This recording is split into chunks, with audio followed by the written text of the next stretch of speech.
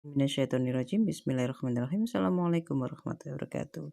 Hujan itu adalah rahmat.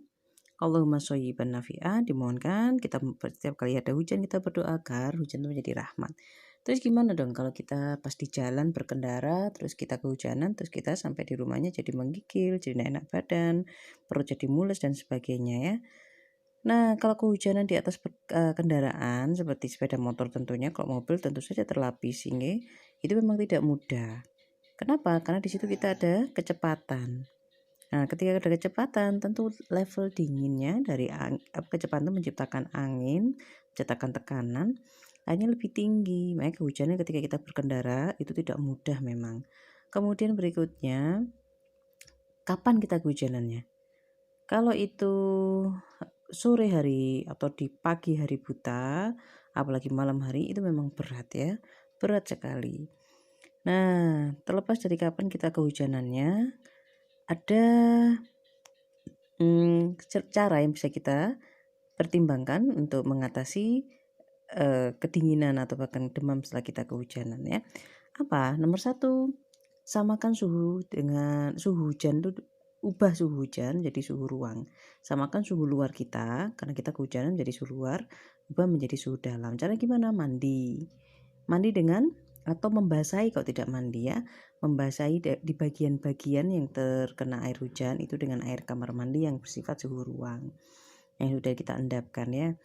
Kalau air keran yang misalnya kita tidak punya bak tapi itu air keran mengalir juga insya Allah masih bisa ya. Jangan mandi pakai air hangat, kecuali tentu saja kalau bayi. Susahnya itu kalau kepala kita kena, itu yang susah. Kenapa? Itu harus disamakan suhunya, berarti kita harus basahi rambut. Setelah basahi rambut, pastikan rambutnya kering.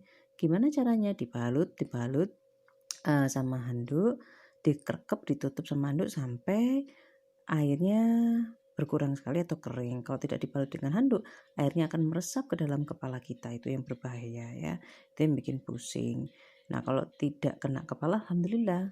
Nah, kalau kita berkendara tentu biasanya pakai helm ya, tapi ada kalanya mungkin kita tidak helman, entah karena satu dan dua hal, akhirnya kita tidak helman, jadilah kita kehujanan dari kepala sampai bawah. Nah, setelah disamakan suhunya, dikeringkan, setelah kita basuh atau kita mandi, dikeringkan, pastikan kering. Ini pentingnya kita punya minyak herbal, apapun yang minyak herbal yang kita yakini, oleskan ke bagian-bagian yang terkena hujan lagi, yang hujan tadi, termasuk yang tidak terkena hujan, bagian-bagian yang rawan dengan dingin seperti dubur, pantat, genital, telapak kaki ya, atau paha, semuanya itu penting sekali. Jadi intinya seluruh tubuh, ya itu juga akan lebih baik ya. Minyak herbal yang baik bisa membantu kita merasakan hangat, mengeluarkan dingin berlebih, membantu meringankan tubuh. Nah, kalau sudah seperti itu, minum hangat-hangat juga akan membantu ya, menenangkan lambung yang bisa jadi bergejolak karena kena dingin.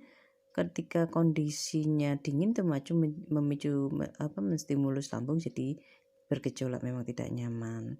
Lambung itu sangat peka, sangat terpengaruh oleh keadaan dingin ya. Nah, jadi minum hangat-hangat seperti air madu, air com-coman kurma. Jadi kurmanya diambil bijinya, terus kita kasih air hangat, direndam sebentar atau dipencet-pencet pakai sendok ya.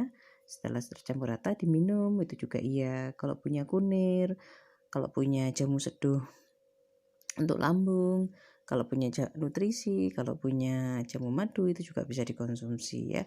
Terus gimana kalau ternyata masih perih? Nah, ini kalau masih perih itu bisa diulangi lambung ini, cara menanganinya harus sering. Jadi minumnya 15 menit tergantung kondisi kita. Setengah jam 15 menit kita minumi air hangat tadi yang ada madunya akan sangat bagus.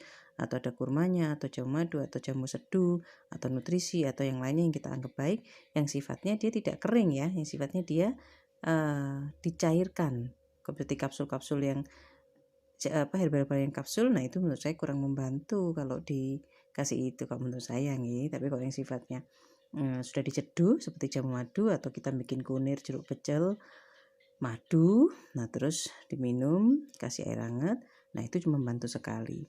Diminum setiap 15 menit, setengah jam atau 1 jam sekali sampai lambungnya itu terasa dan sesering mungkin mengoles minyak herbalnya di daerah-daerah yang tadi sudah disebutkan. Nah, tips yang lain apa? Kalau sudah musim dingin seperti kebetulan setelah Ramadan ini dingin ya cuacanya di sini, pastikan kalau keluar ini untuk yang perempuan, pastikan pakai celana panjang atau training. Jangan cuma pakai celana selutut, tapi pastikan sesuatu yang panjang yang hangat yang menutupi supaya angin tuh masuk tidak masuk dan memasukkan banyak dingin akhirnya ke daerah alat genital, ke dubur dan sebagainya. Itu kalau kita tahu itu pas musim hujan ya. Kalau kita tidak tahu ya namanya juga tidak tahu. Jadi kita baca cuacanya, kalau cuacanya memang sudah dingin, biasakan pakai yang panjang. Toh kita ada tempat-tempat umum ya, ada musola, ada masjid, ada juga kalau kita misalnya ke mall, kalau kita kepanasan ya kita bisa lepas. Kalau pas kedinginan kita pakai. Nah itu penting sekali, kecuali kita berjalan. Nah ketika kita berjalan meskipun kita nggak pakai, itu tubuh kita sudah hangat dengan gerakan itu. Jadi meskipun nggak pakai celana panjang atau training, itu tubuh sudah hangat. Tapi kalau kita pas berkendara, pas cuacanya sangat dingin atau hujan, sebaiknya kita menggunakan pakaian yang dalaman yang melindungi diri kita, training seperti itu ya.